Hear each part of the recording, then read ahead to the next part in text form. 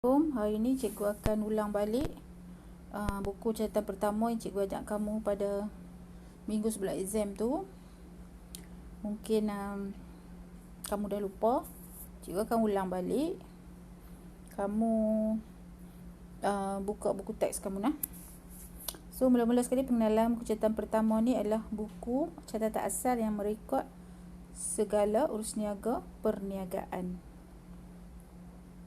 Jadi dia adalah pintu pertama lah selepas ada dokumen terus rekod dalam buku catatan pertama. Sebab tu dia panggil buku catatan pertama. Sebab first kali sebelum nak rekod tempat lain, rekod dalam BCP dulu. Saya panggil dia BCP. Terdiri daripada 3, journal, buku tunai dan buku tunai runcit. Okey, lalu ni kita nak buat journal dulu. Journal adalah buku catatan asal atau buku catatan pertama yang digunakan untuk merekod semua urus niaga. Semua urus niaga akan pergi ke journal dulu. Okey. Dia tak akan singgah di tempat lain, dia pergi journal dulu. Selepas tu urus niaga. Kemudian ada juga urus niaga akan singgah ke buku tunai. Urus niaga yang di belakang dia ada perkataan dibayar dengan tunai ataupun dibayar dengan cek, dia akan singgah ke buku tunai. Dan urus niaga kecil-kecil dia akan singgah ke buku tunai runcit. Jadi urus niaga ada 3 tempat dia nak pergi. Urus niaga tunai yang melibatkan tunai dengan cek, sama ada duit masuk atau duit keluar, akan direkod dalam buku tunai. Urus niaga kecil-kecil yang melibatkan tunai juga akan direkod dalam buku tunai runcit. Dan urus niaga lain akan direkod dalam journal. Okey, apakah kegunaan buku catatan pertama? Tujuan dia adalah untuk meminimumkan kesilapan. Jadi lepas dokumen, kalau kita nak buat akaun tu, dia jadi banyak, dia jadi sukar lah. Jadi kalau dia rekod dalam BCP dahulu, kuranglah sedikit kesilapan dan ketinggalan. Jadi lepas kita dah rekod semua urus niaga dokumen kita tu untuk bulan tu dalam buku catatan pertama, dokumen tu dah boleh disimpan. So rujukan lah ni semua kepada journal. Jadi tak payahlah kita usung dokumen tu, nak buat akaun kena usung dokumen ke mana-mana dak.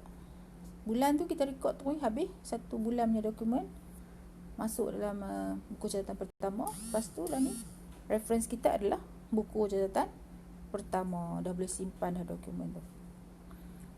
So kamu boleh buat latihan minda 4.1 dan kamu juga buatlah nota. Okey, seterusnya kita pergi kepada journal. Journal pertama ialah journal am.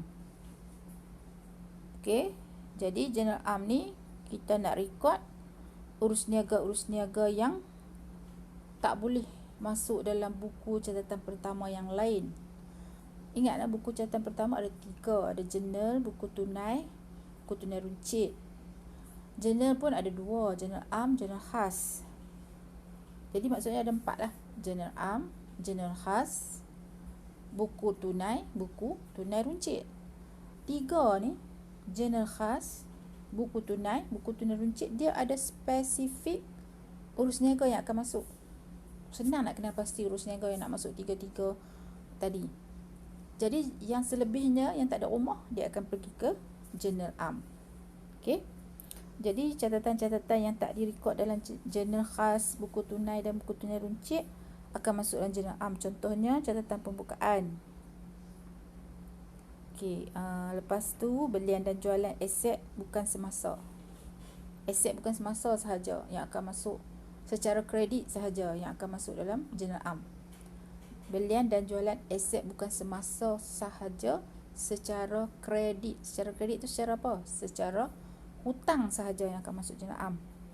Ambilan barang niaga saja. Dan juga ambilan aset bukan semasa. Kalau ambilan tunai, dia dah ada tempat dah buku tunai. Ambilan barang niaga, mengambil 2 bungkus beras daripada kedai untuk kegunaan keluarga contohnya. Yang ni kita rekod dalam journal am. Setelah kita rekod dalam memo, daripada memo tu kita pindah ke journal am. Ataupun dia adalah dalam kedai dia ada berlebihan perabot, jadi dia ambil perabot tu untuk kegunaan rumah dia. Itu mengambil ataupun ambilan aset bekas masa. Dua-dua ni akan rekod dalam Journal Am. Modal tambahan yang bukan berbentuk tunai ataupun bank lah. Modal dalam bentuk lain. Modal ni tak semestinya tunai dan bank. Pemilik memasukkan komputer dari rumah ke pejabat. Membawa masuk komputer daripada rumah ke pejabat untuk kegunaan perniagaan. Itu adalah modal dalam bentuk alatan pejabat. Jadi yang ni masuk Journal Am. Kalau modal dalam bentuk tunai dan bank, jangan masuk Journal Am. Kemudian catatan penutupan. Okey. Jadi kamu buat nota. Format Journal Am kamu boleh lukis. So journal ni format dia adalah tarikh. Dia kena buat kertas berformat lah. Kalau kita nak buat journal, kita kena belajar menggunakan kertas berformat dahulu. Memang kena buat berformat. Kita tak boleh buat tanpa format, tanpa garisan-garisan tu tak boleh. When it comes to journal, dia wajib ada garisan. So dia ada tarikh, butir, folio, debit, kredit. Atas sekali tu JA1 tu adalah rujukan. Okey. Tarikh contoh 2016 September 1, nama akaun yang kita akan debitkan. Nanti kamu akan belajar catatan bergu, tahulah. Yang ni memang mungkin tak boleh ajar secara ni kot, kena ajar face to face, tapi tak apa, kita cuba. So kamu akan rekod nama akaun yang didebitkan.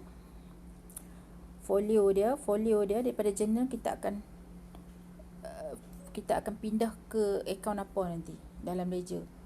Itulah folio. Yang ni tak apa, kita akan pergi kemudian. Okey, kemudian debit nilai berapa. Lepas tu nama akaun yang dikredit, nampak tak ada macam indentation tang ni. Ni salah, macam indentation sikit ni. Saya pun tak tahu lah nak guna macam mana sangat. Kamu boleh nampak kot macam indentation tang ni. Tu indentation tu. Nama dia mesti renggang sikit lah, ada indentation sikit nama akaun dikredit dan juga nilai dia. Okey, lepas tu ada keterangan. Keterangan ni tak apa, nanti bila kita buat pengisian kamu tahulah keterangan tu apa, bukannya susah pun. Dan jumlah ni hanya untuk catatan pembukaan sahaja. Sorry lah tulis dengan ni dia gemuk.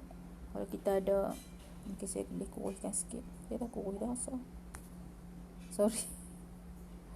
Width dia kita kurangkan. Okey. Ni baru nak cuba sebenarnya benda-benda ni.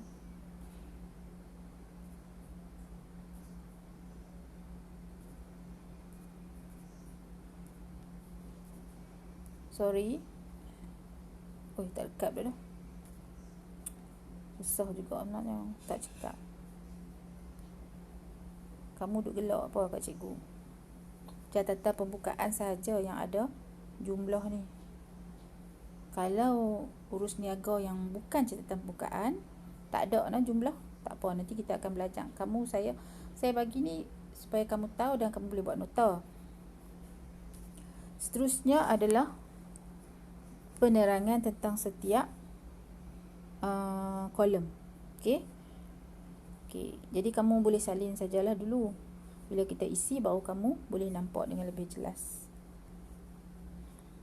Okey, urus niaga Journal Am. Okey, untuk urus niaga Journal Am saya akan buat kelas lain.